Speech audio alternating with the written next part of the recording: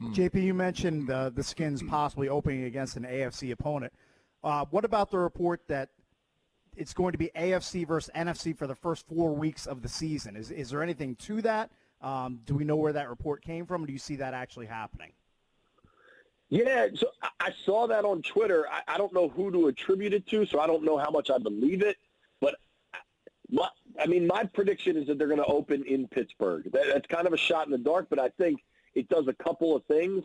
I think they're going to open on the road because FedEx Field was slated to host 2 concerts in August, and they were going to have to lay new sod after those concerts. I don't know if those have officially been canceled yet or not, but I'm going to assume those won't happen. Mm-hmm. But the schedule is getting built 6 weeks, 2 months ago. I mean, they start that thing a while ago. So I would think they would have that as part of their equation. And if you look at the opportunity for Fox, if the Redskins go to Pittsburgh, that probably gives Fox the opportunity to air a Steelers game week 1, which they'd be pretty excited about. The Steelers are a nationally recognized and watched team. Mm-hmm. I think the schedule's brutal myself. I think it's brutal. I don't know where it ranks in terms of the power rating or whatever, but I mean, you're just looking at the road games out of division: Arizona, Cleveland, Detroit, Pittsburgh, San Francisco. According to the numbers, it's the 5th easiest schedule. I don't know how. So it's just I actually have a story coming out here in a couple minutes on the NBC Sports Washington website that Mike Clay, I don't know if you guys have ever had him on the show. He works for ESPN. He's a big numbers guy around the NFL. He has their schedule as the 3rd toughest in the league. And to me, that makes sense. But playing the NFC West, to your point, Jason, I mean, that division I think is the best in football. Between the Niners, the Seahawks, the Rams. I think the Cardinals can be pretty good this year, at least offensively. So the Skins play them. The AFC North is Ravens, Steelers. We'll see if the Browns kind of get their act together. Obviously, the Bengals are bad. But you look at and some of this is because projections for the Skins don't look very good.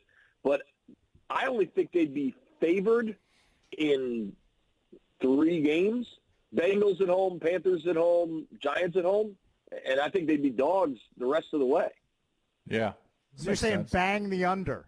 Bang the under hard. It's kind of what you're saying. Well, I don't know, because I think defensively Washington can get better in a hurry. And I'm not saying top 5, top 10 like people get excited about, but even if they just jump to the top half of the league, that would be significant improvement. Where did they finish again? Remind me.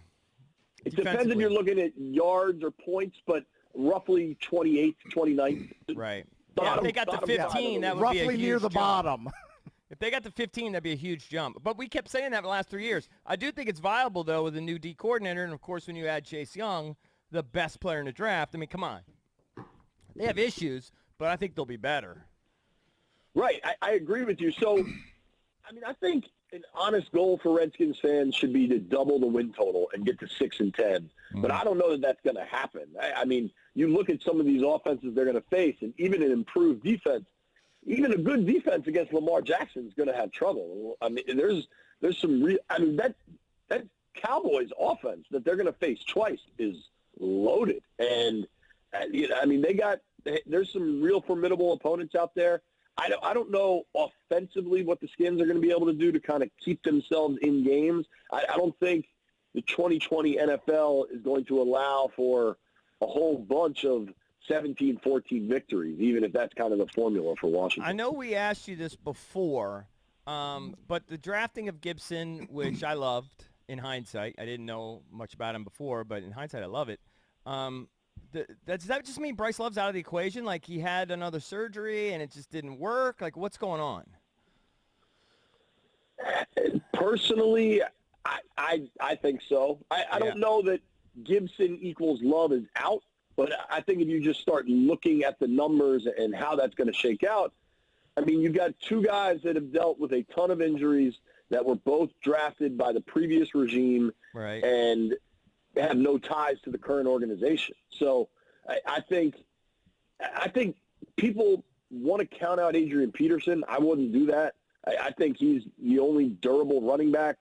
I think he makes the team. I think Gibson's arrival, certainly a guy like Peyton Barber, you got to wonder what that means. J.D. McKissick, I think they like, but I think Gibson is who they want to be in that McCaffrey role, which is what they thought about for McKissick. I think Love's got to be in trouble. I reported this last year when he had the second surgery that I know at least 2 teams in the NFL had him off their draft board because of medicals. Now, that doesn't mean he'll never play again. I mean, teams judge medicals differently. That's just the way of the league, but I don't think it bodes well. It's a shame because, my understanding, it was just an ACL, right? Which is pretty darn routine these days. Was there more complications than that? I don't know if it was complications. I thought it might have been – I'd have to go back and look at my notes, honestly. Yeah. But I think it may have been more severe than that. And I think – I don't want to get over my skis because I don't know the medical terminology, but there was something about the vertical cut. If I'll try to pull up this real quick. But I don't know. That just seems – Bruce liked drafting people with injury situations because he felt like he was getting value and outsmarting other people. Right. Because Bryce Love, if he's healthy, is a star. I mean, we remember what he was like at Stanford in 2017. Oh, yeah. And if it's just an ACL, JP, then you go, okay, that makes sense. But if it's more than that, then okay. Then here you go. I have never reported this, but this is from a source. It's too vertical and can't get extension. I guess certain guys just can't recover as quickly as others. I mean, yeah. Well, and some injuries just end up being different or worse than others. Right. JP just described Eby's dunk they had on the screen share 20 minutes ago. Those are glory days, man. That was a Valdez thing, by the way. Glory days. I'm just regurgitating it. We're joined by JP Finlay from NBC Sports Washington.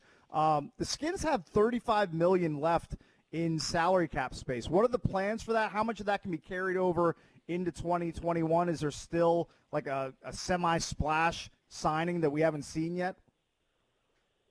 Maybe. I know that a lot of fans want them to sign Jason Peters, the left tackle that played so well for so long with the Eagles. Mm-hmm. I don't see it happening. Peters is represented by Vincent Taylor, who's the same agent that represented Trent Williams.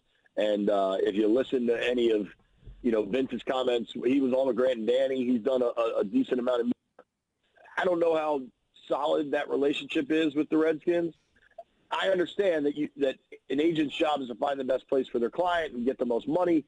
I don't know that that's going to work. I think they signed Cornelius Lucas from the Bears, who started 8 games last year. I think he can be suitable. I think he can be a Donald Penn-level player, and certainly they hope Sadiq Charles is their answer at left tackle.